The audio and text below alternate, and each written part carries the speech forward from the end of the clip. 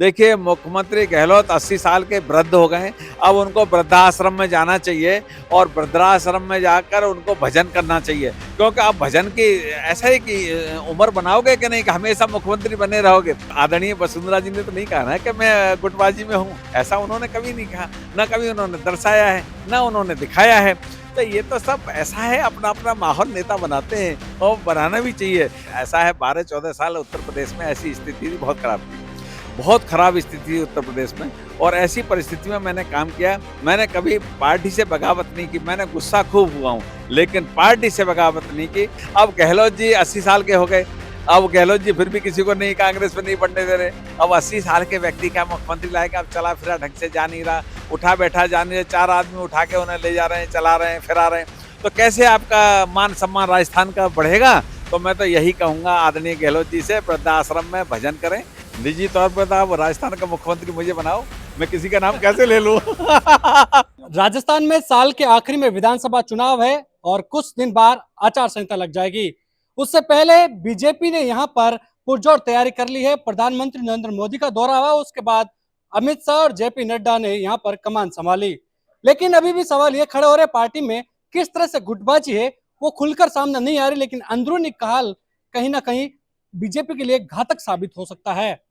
ऐसे में उत्तर प्रदेश के मंत्री और योगी आदित्यनाथ के कैबिनेट मंत्री रघुराज सिंह जी हमारे साथ मौजूद है। सर, बेबाक बयानों के लिए आप चर्चित रहते हैं। अब राजस्थान में चुनाव है, आपका क्या बयान रहेगा? क्योंकि बीजेपी में अभी भी कई वरिष्ठ नेता है, उनको साइडलाइन किया जा रहा है। ये आप लोगों का कहना है कि साइडलाइन किया जा रहा है बड़े वरिष्ठ नेताओं का, ऐसा नहीं है। भारतीय जनता पार्टी की सोची-समझी रणनीति के तहत ये कार्यक्रम लगते हैं और कार्यक्रम तय होते हैं। किसी को साइडलाइन हम लोग करते नहीं, क्योंकि देखिए आदरणीय मोदी जी एक चाय बेचने वाले व्यक्ति के रूप में थे और आज देश के प्रधानमंत्री हैं। तो यहाँ हर व्यक्ति की उपयोगिता है, इसलिए कोई साइडलाइन है नहीं। और कभी-कभी परिस्थितिवश कुछ बातें हो जाती हैं जो कि जनमानस के आधार पे होती हैं। वो तय होता है, पार्टी तय करती है। ये पार्टी पंचायती पार्टी है और कि ये किसी एक व्यक्ति की पार्टी है नहीं। इसलिए आप ये नहीं कह सकते कि साइडलाइन कर दिए गए। ये आप लोगों की क्या है, मुझे जो लगता है कि आप लोगों को कहीं न कहीं कांग्रेस वाले लोग या कुछ लोग बरगला देते हैं कि वो वरिष्ठ नेता साइडलाइन, वो वरिष्ठ नेता साइडलाइन। यहाँ कोई साइडलाइन नहीं है, सबकी भूमिका तय है कि आपको ये करना है, आपको वो करना है और तय 110% भारतीय जनता पार्टी है सरकार बनाएगी। आदरणीय मोदी जी के नेतृत्व में राजस्थान का चुनाव होगा। इसलिए यहाँ पर आज जो बलात्कार है, लूट है, डकैती है, चोरी है, बदमाशी है और गाड़ियाँ जो छीन रहे हैं, गाड़ियाँ जो चोरी हो रही हैं, ऐसा हमने राजस्थान में कभी सुना नहीं था। इसलिए मंदिर तोड़े गए हैं गहलोत सरकार में। तो इसलिए ये सरकार जो है अपराधियों की सरकार है और अपराधी ये प्रवृत्ति की सरकार है और अपराधी प्रवृत्ति के लोग इस सरकार को चला रहे हैं। तो इसलिए मैं आपके माध्यम से यही कहूँगा, राजस्थान की सरकार से हाथ जोड़ के निवेदन करूँगा, क्यों आप पे वोट का अधिकार लोकशाही में सबसे बड़ा अधिकार है और भारतीय जनता पार्टी की भारी बहुमत से सरकार बनेगी। आदरणीय मोदी जी जैसे, आदरणीय अमित शाह जी जैसे, आदरणीय हमारे नड्डा जी जैसे, आदरणीय हमारे योगी जी जैसे, ऐसे लोग सेवाभावी लोग यहाँ पर सरकार चलाते हैं, देश को चलाते हैं। आज विश्व में हमारा देश का जो नाम अग्रणी में स्थानों में तय हुआ है। आज देखिए 5वें स्थान पे हम लोग आर्थिक दृष्टि से आ गए। अगली बार हम तीसरी बार जब सरकार बनाएँगे, केंद्र के तीसरे स्थान पे आ जाएँगे। आज विश्व को हम लोग देखिए रॉकेट लॉन्चर है और ये सारी व्यवस्थाएँ हम लोग, डिफेंस कॉरिडोर है, अब जेवर एयरपोर्ट है। तो आज 32 लाख करोड़ रुपया उत्तर प्रदेश में इन्वेस्टर मीट में 40 विदेश के कंट्री दे गए और वो हमारे यहाँ फैक्ट्रियाँ लगा रहे हैं। पहले उत्तर प्रदेश में कोई नहीं आता था। 20 साल सपा, बसपा और कांग्रेस की मिली-जुली सरकार थी, अपराधी प्रवृत्ति के लोगों की सरकार थी। आपकी बेटी कोई भी यहाँ से लखनऊ जाए तो उसको बीच में उतार के बलात्कार होता था। आज किसी की माई के लाल की हैसियत नहीं कि उत्तर प्रदेश में कोई चूँ कर जाए। आपकी बेटी, मेरी बेटी कहीं से गुजरात से जाए, चाहे बंगाल से जाए, चाहे महाराष्ट्र से जाए, बस में जाए, ट्रेन में जाए, किसी की ऐसी स्थिति नहीं है। अगर किसी ने छेड़ दिया तो हम उसको छोड़ते नहीं, या तो वो ऊपर होगा या जेल में होगा, 2 ही रास्ते हैं, तीसरा रास्ता हमारे पास है नहीं। मुख्यमंत्री अशोक गहलोत कहते हैं कि कांग्रेस की सरकार रिपीट होगी। देखिए, मुख्यमंत्री गहलोत 80 साल के वृद्ध हो गए, अब उनको वृद्धाश्रम में जाना चाहिए और वृद्धाश्रम में जाकर उनको भजन करना चाहिए, क्योंकि आप भजन की ऐसा है कि उम्र बनाओगे कि नहीं कि हमेशा मुख्यमंत्री बने रहोगे। इसलिए जनता ने तय कर दिया है, उनको वृद्धाश्रम में जाना चाहिए और उनको माला फेरनी चाहिए। जो उन्होंने पाप और कर्म किए हैं, कुकर्म किए हैं, उसकी माफी मांगनी चाहिए जब तक वो जिए। और मैं उनसे हाथ जोड़ के प्रार्थना करूंगा 80 साल में अब मुख्यमंत्री बनने का सपना छोड़ दें और भारतीय जनता पार्टी को काम करने दें, क्योंकि राष्ट्र की सेवा केवल भारतीय जनता पार्टी कर सकती है। कांग्रेस तो केवल जो सेवा करती है अपनी सेवा करती है, क्योंकि वो फर्स्ट अपने आप को मानती है। हम लोग फर्स्ट नेशन मानते हैं, उसके बाद सेकंड अपने आप को मानते हैं। हम में और उनमें बेसिक अंतर है। हमारी स्वदेशी पार्टी है, उनकी विदेशी पार्टी है, डब्ल्यू होम की पार्टी है, गुलामों की पार्टी है। हमारी पार्टी स्वदेशी है, इस हिंदुस्तानियों की है, भारत माता की पार्टी है। वो डब्ल्यू होम पार्टी जो विदेशी कांग्रेसी कल्चर जो थी उनकी पार्टी है। हमें उनमें बहुत बेसिक अंतर है। वहां सोनिया और प्रियंका और राहुल फैसला करते हैं, यहाँ पर पंचायत फैसला करती है, यहाँ कोई एक व्यक्ति फैसला नहीं करता। इसलिए पंचायती पार्टी स्वदेशी पार्टी देश की पार्टी है। इसलिए राजस्थान की मैं तो अभी देखिए सालासर बालाजी होके आया हूँ, और देखिए खाटू श्याम जी होके आया हूँ, और कई जगह ऐसे रेवासा भी होके आया हूँ, जहां भी देखा उन्होंने कहा बीजेपी आ रही है, भारी बहुमत से बीजेपी आ रही है। इसलिए बीजेपी आना तय कर, क्योंकि जनमानस तय कर लेता है, उसमें ना आप कुछ कर सकते हैं ना मैं कुछ कर सकता। परिवर्तन यात्रा निकाली थी बीजेपी ने, राज्य के कई जिलों में से निकली थी, लेकिन वहां पर बीजेपी में फुटबाजी ज्यादा दिखी थी। गुटबाजी के चलते अमित शाह ने मीटिंग के बीच कई नेताओं को फटकार भी लगाई।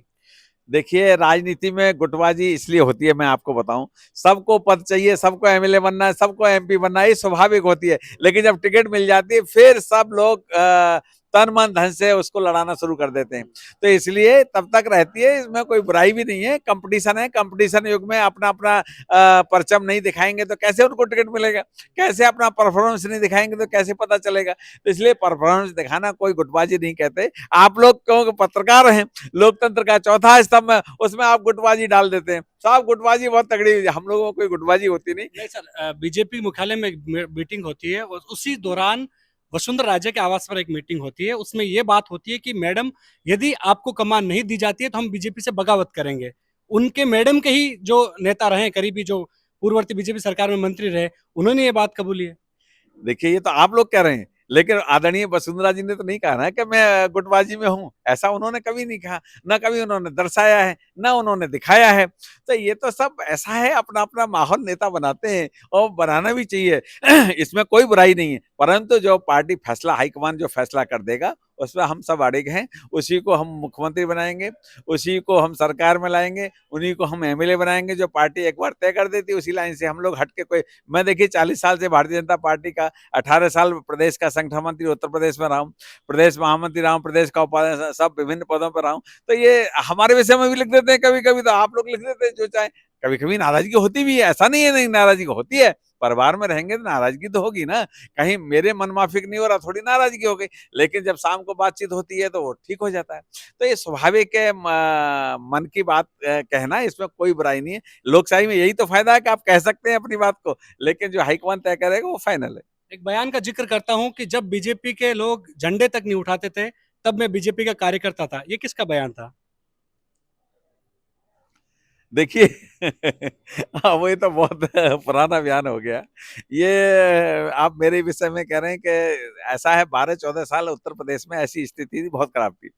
बहुत खराब स्थिति थी उत्तर प्रदेश में, और ऐसी परिस्थिति में मैंने काम किया। मैंने कभी पार्टी से बगावत नहीं की, मैंने गुस्सा खूब हुआ हूँ, लेकिन पार्टी से बगावत नहीं की। मेरे विरोध में मेरा विरोधी कैंडिडेट दे दिया, मैंने उसका भी विरोध कभी नहीं किया। क्यों नहीं किया? क्योंकि मैं राष्ट्रवादी हूँ, मैं देशभक्त हूँ, मैं राष्ट्रभक्त हूँ। इसलिए चूंकि संघ का स्वयंसेवक हूँ, संघ का प्रचारक के नाते मैंने काम किया है, इसलिए मैं नाराज होना मेरा स्वाभाविक है कि मैं पार्टी से या अपने बड़े लोगों से नाराज हो सकता हूँ। लेकिन बड़े लोग जब समझाते हैं तो समझ में आ भी जाता है। तो इसलिए उसी का कारण है कि आज मैं मंत्री के रूप में आपके सामने बैठा हूँ।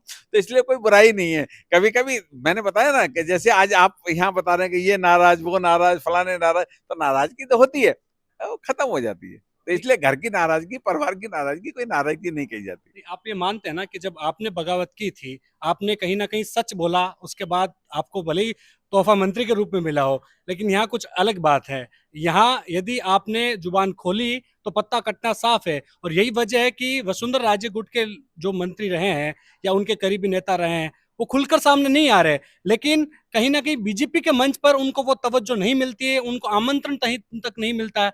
क्या नहीं लगता कि आपको बीजेपी के लिए घातक होगा? नहीं, ऐसा नहीं लगता मुझे। देखिए, मैं नाराज हुआ और मुझे उस कारण तोहफा मिला, ऐसा नहीं है। मैंने अपनी व्यथा रखी थी कि जब कोई ऐसी परिस्थिति, 14 साल उत्तर प्रदेश में बहुत खराब स्थिति, सपा बसपा का शासन था, लूटो खाओ आंदोलन था, दिन दहाड़े डकैती पड़ती थी।